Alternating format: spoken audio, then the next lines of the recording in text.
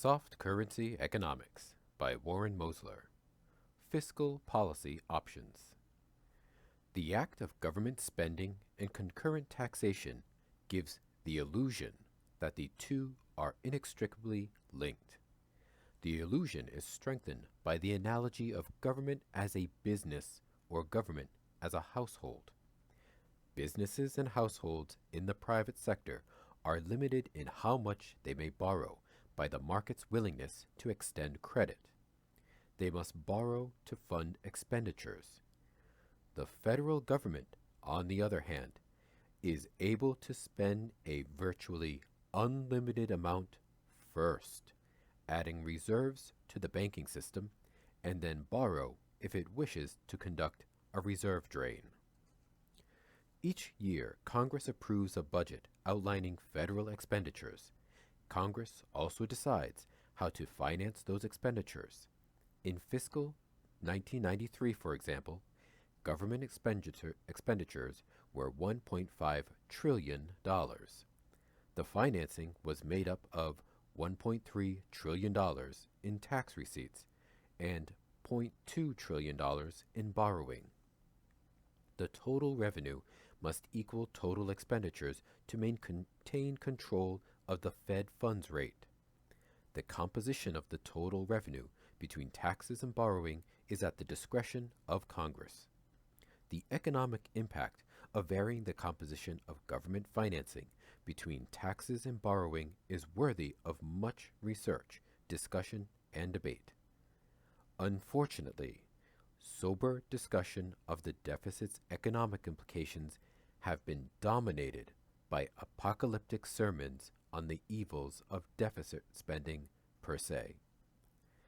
Since the federal budget deficit became an issue in the early 80s, the warnings abound over the severe consequences of partaking in the supposedly sinister practice of borrowing money from the private sector.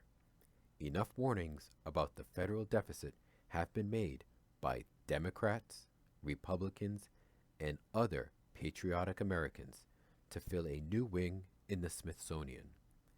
The following is but a small sample.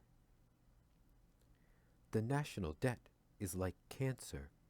The sooner we act to restrict it, the healthier our fiscal body will be and the more promising our future. Senator Paul Simon, Democrat, Illinois. Because of the manner in which our debt has been financed, we are at great risk if interest rates rise dramatically or even moderately.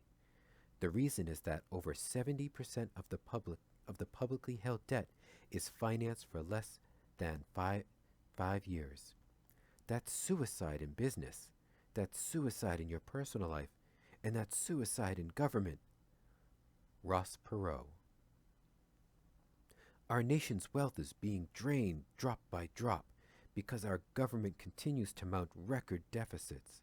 The security of our country depends on the fiscal integrity of our government, and we're throwing it away. Senator Warren Rudman. A blow to our children's living standards. The New York Times. This great nation can no longer tolerate running runaway deficits and exorbitant annual interest payments. Senator Howell T. Heflin, Democrat, Alabama. The federal deficit will continue to erode our capacity to respond to the economic and social challenges of the 21st century. We are broke when we have to borrow to pay interest on the debt. Senator Frank Murkowski, Republican, Arkansas. Fiscal child abuse. Senator William H. Cohen, Republican, Maine. This problem, government's debt, will precipitate an economic nightmare that will dwarf the Great Repression. The country's impending financial crisis is nearly upon us. The time for polite debate has passed. Our national debt crisis can and will bring the United States to its knees. Harry E. Figge, Bankruptcy, 1995. All of this over a simple reserve drain. Real economic consequences, like inflation, are generally never even mentioned. The concerns are financial.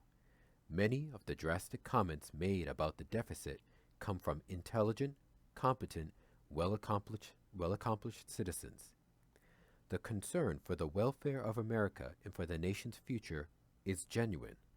However, in their haste to renounce financing decisions which would, in fact, be very harmful, if not impossible, for a private business or household, they overlook the important differences between private finance and public finance.